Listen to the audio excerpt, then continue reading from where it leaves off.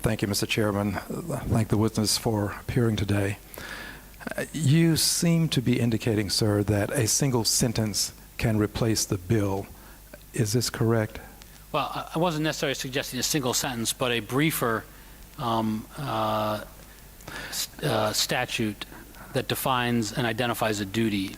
A duty of, may I use the phrase confidentiality? Well, probably more technically a duty not to use information obtained in the course of congressional service for personal gain or private profit or words to that effect.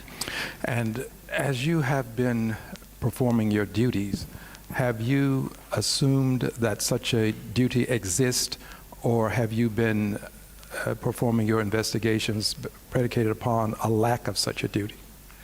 Well, let me restate my question. Have you, prior to this moment in time, performed your duties assuming that such a duty exists? The question simply is, is there an investigation that you would not have pursued because you were not sure that a duty existed? So as you have performed your duties, you have assumed that the duty for congressional representatives exists not to disclose this type of information. True? That's correct.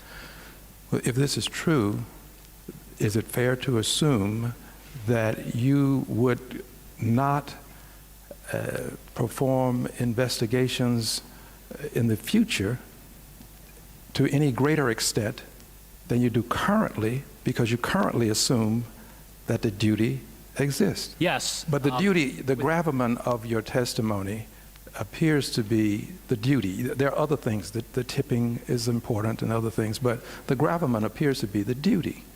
And if you have been proceeding assuming that the duty exists, I'm just trying to ascertain whether or not there would be some difference in the behavior of your investigations in terms of how they are triggered, for example. And once you have a trade, then what you try to do is ascertain a trade, by the way, not just any trade, but one that sort of stands out. Once you have this trade, then what you try to do is ascertain whether or not the person who made the trade had some sort of insider information or communicated with someone who communicated insider information. True? Correct. Now, would any of this change if we codified the duty? Before my time expires, I need to say this for edification purposes. I believe that no one should be above the law by virtue of your station in life. I believe that no one should be beneath the law by virtue of your station in life. I think the law should apply to all equally. What I'm trying to find out, however, is whether or not there will be some change in the way you conduct your investigations once this duty is established. And I think I'm hearing you say, not likely. I'll give you some wiggle room. Thank you. Final comment, or perhaps a question. When you perform these investigations, and this was triggered by something you said, my question, you indicated that you check with neighbors, you check phone records, you check emails. Do you do this with the person that you have focused on having knowledge of what you're doing? How do you perfect these searches such that you can acquire the intelligence necessary to prosecute properly? So you use civil litigation? Yes. And subpoena ducis tecum? Yes. Thank you, Mr. Chairman. I yield back. Thank you, Mr. Green. Mr. Pierce. Time has expired. Gentleman from Texas, Mr. Green. Thank you, Mr. Chairman, and I thank the ranking member as well and the members of the panel for the information that you've imparted. Permit me to ask you about the Austin case, if I may, the restraint of trade action that was placed against the Austin Board of Realtors. In that case, there seems to be an indication that the discount brokers were excluded from the properties, the MLS listing more specifically. Is that true? Who produces the MLS? Are there, we've talked about consequences, and sometimes it's difficult to talk about unintended consequences. In making this change, are we putting ourselves at risk of having some unintended consequences that might be adverse to the best interest of the consumer? Well, here's what I mean. By putting consumers in a position where they, notwithstanding full disclosure, find themselves at closings without the aid, use, and benefit of a broker, the advice that a broker gives along the way that can be of great importance in making a decision about the whole process of home purchase. Is there not a possibility of some unintended consequences developing as we eliminate the advice that's being conferred right now? Have we seen any evidence of, or do we have empirical data to support the notion that the realtors are being complained against to the extent that they merit this additional competition? I've not heard you respond to the notion that was the lady from Florida raised about complaints against realtors.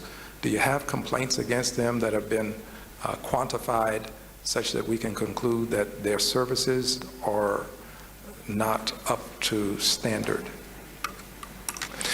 What about the quality of the competitiveness? I think competition is great. And by the way, I want to see the prices down. My concern is the quality of service that is going to be imparted. Have you looked at the quality of the service in the new model? And have you quantified any opinions about the quality of service? Well, given that we have some other examples, and I'll try to be nebulous, but at least give you some ideas of what I'm talking about, where consumers have big businesses that move in, they drive prices down, they drive other businesses out of business, and then the prices go up. Competition can sometimes eliminate competition to the extent that what you really need is no longer available to you. Are we concerned about those unintended consequences? Time's expired, but if you'd like to answer the question, go ahead. The gentleman from Florida. Mr. McDonald, You're welcome. do you have a response? I believe now we have the gentleman from Texas, Mr. Green, for 5 minutes. Yes, thank you, Madam Chair, and I thank the witnesses for appearing today. Because time is of the essence, I will move as expeditiously as possible. Miss, is it Van Guy or Van G, or help me with the enunciation, please? It's Fangy, but I'll answer Fangy? to almost anything. No, Van G. I want to be as appropriate as possible. Permit me to retrace some of the comments made. You indicated earlier that it will take approximately 15 minutes as enrollment time and about a 6-minute wait period. Is that correct? That is the data that we're seeing to date. And you indicated that you might be able to enroll as many as 5,000 workers per day? That is correct once we get rolled out nationwide. At 147 sites? Correct. Now, obfuscation does not necessitate malice aforethought, and I don't in any way imply that there is any malice aforethought.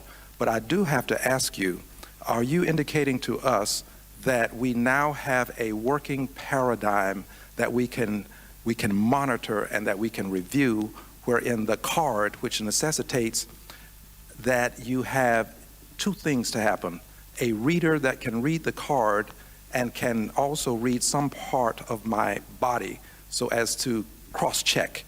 Are we saying that that system is operable today? Yes. And it's operable at 147 sites?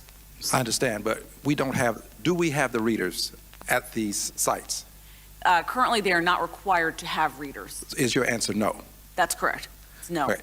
If we do not have readers at the sites, then we have persons who will have cards who will be permitted to enter a facility, but we won't have the ultimate cross-check, which is the reader that will identify the person as the proper holder of the card, correct? Correct. That would mean then today, I could take someone else's card who looks a lot like me. Not a lot of people do, but assuming there is someone who looks a lot like me, and I could enter the facility. Thank God for that, someone just said. I could enter the facility with someone else's card if the person looks a lot like me. Is this correct?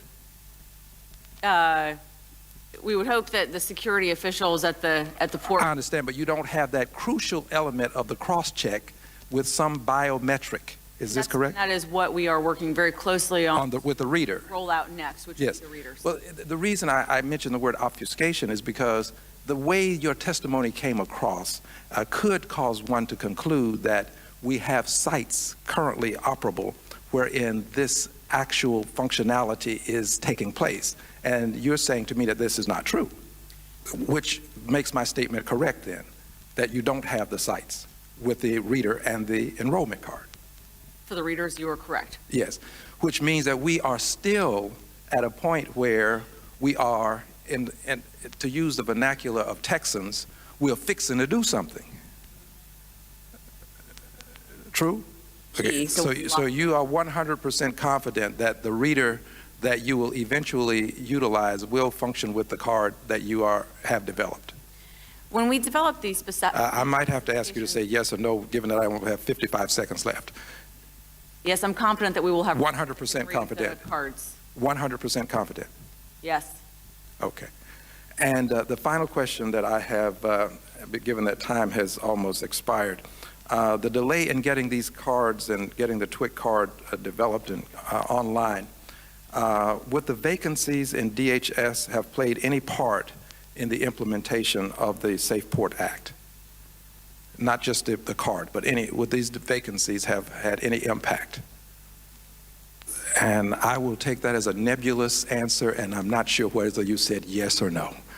So could you kindly give me some clarity, please? Are you saying yes or no?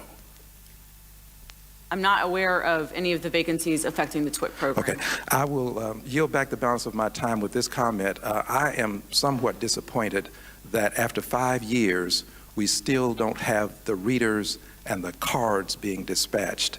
That causes me some degree of consternation, given that this is a key element in the Safe Ports Act. I yield back. I thank Mr. Green. And we will now go to... Thank you for your indulgence. You're welcome. Mr. Green of Texas for 5 minutes. Thank you, Madam Chair, and I thank the ranking member as well. And thank you, men, for appearing today. You each have very difficult jobs. Mr. Walker, your job is exceedingly difficult because you have to evaluate, and your evaluation has to have meaning. So I appreciate where you are. Mr. Snyder, 9 months on the job, and here you are. God bless you. Yours is a difficult job, too. Apparently someone thought that baptism by fire was a great way to get you inculcated into the proper mindset. So thank you for coming today. Mr. Walker, you indicated that DHS is a high-risk area. Is this true? Okay, would you just define that for me, please? What does that mean, high-risk list? And Mr. Snyder indicated that your methodology, your system has gone from a pass-fail to an A-fail. Is that what you said, Mr. Snyder? Yes, sir. Okay. Mr. Walker, my assumption is that you don't entirely agree with that. So would you give us an explanation for why you contend, maybe we'll start with Mr. Snyder. Mr. Snyder, start with you. Give us an explanation for why you contend that it's gone from a pass-fail to an A-fail, and then I'd like to hear your response, Mr. Walker. Thank you. My time has Quick expired. comment, Thank you, Mr. Madam Chair. I yield back. The gentleman from Texas. Thank you, Mr. Chairman. And Mr. Chairman, because so much has been said about lawyers today, I feel compelled to say this. This is the greatest country in the world.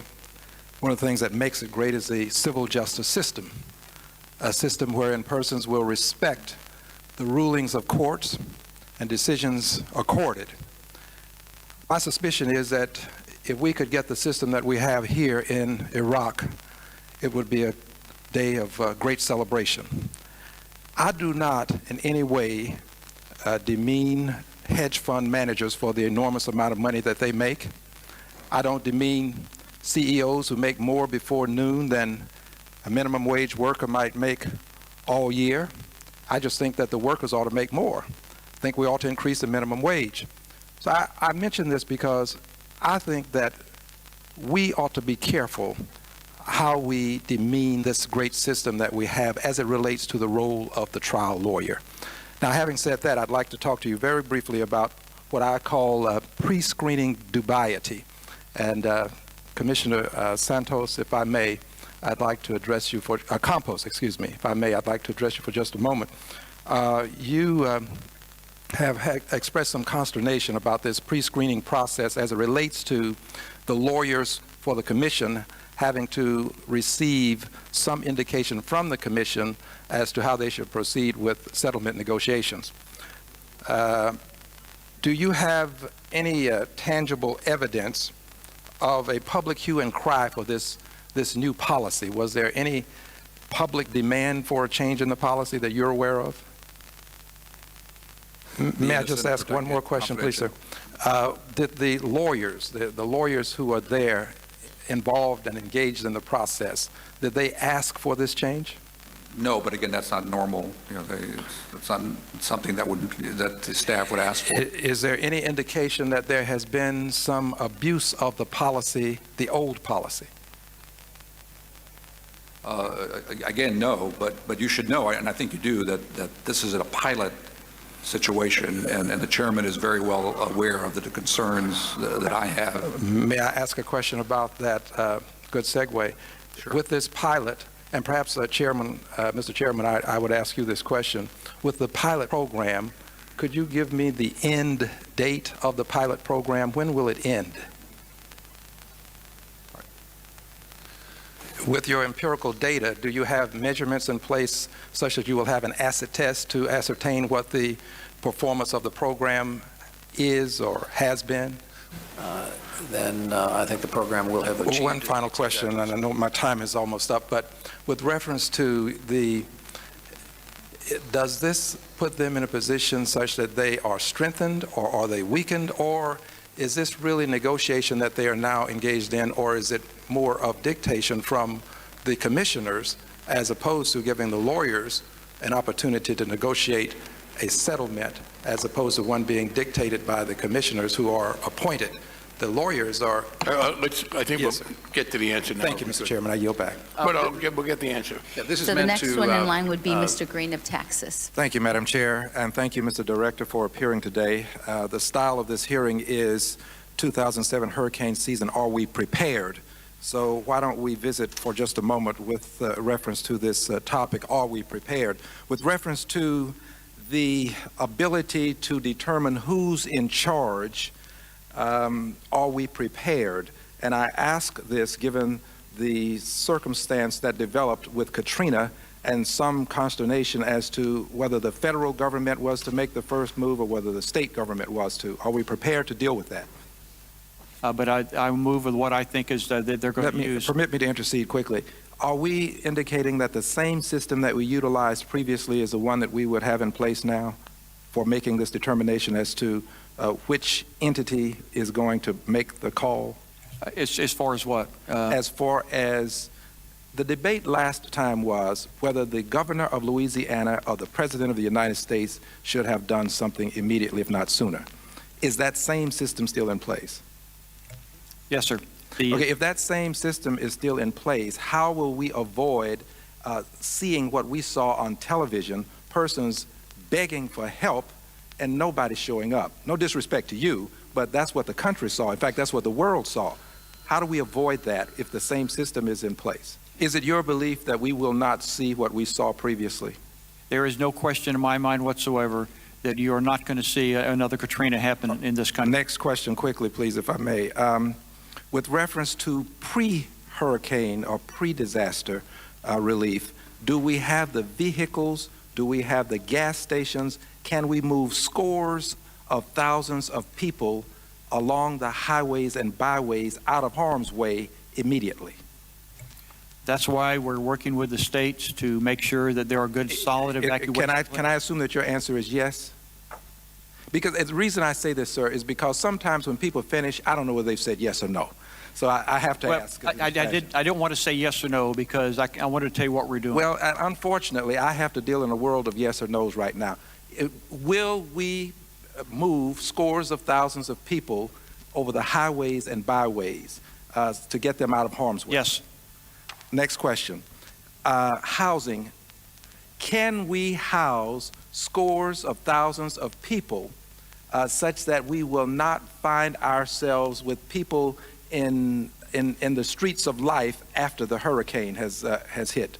Can we do this? Do you mean will they be homeless? Will they not have a place to stay? Will we have the same circumstance that we had in Houston, Texas, where we had people who were brought in and we had to have NGOs trying to find places for people to stay? People were sheltered in various and sundry places, but we didn't seem to have a plan to accommodate people, and thank God Houston was accommodating to the extent that it was. So will we avoid that circumstance? Yes, sir. And final question is this. This goes beyond probably your pay grade, but it does say, are we ready? And I consider myself a part of the we. How are we going to, and this is rhetorical, going to deal with displaced voters? We still have a political question that has not been resolved with reference to people who were forced away from their homes, who could not vote and participate in the political process. Thank you, Madam Chair. You were gracious with the time.